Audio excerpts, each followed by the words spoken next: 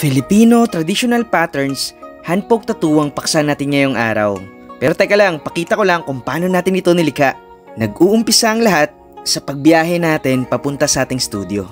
Nabiyayaan tayo ng magandang panahon, bughaw na kalangitan.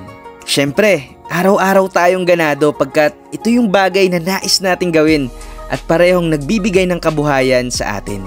At wala nang ang intro-intro, sakita na agad pagdating ng ating panauhin. Mano-manong pamamaraan sa paglikha ng batik o tattoo. Hindi mabilang ng mga tuldok hanggang sa mabuo ang ating disenyo. Gamit ang kamay lamang, karayom at walang makinarya. Siyempre, power din tayo ng Tech Tattoo Supply. Maraming salamat Team Tech. At nang matapos ay ito na. Ito ay sumasagisag sa kalasag at proteksyon. Nariyan din ang pagpapatuloy at kalakasan. Gabay sa pag-abot ng mga pangarap, baybay ng biyaya, at ang sagisag ng pamilya at pagkakaisa.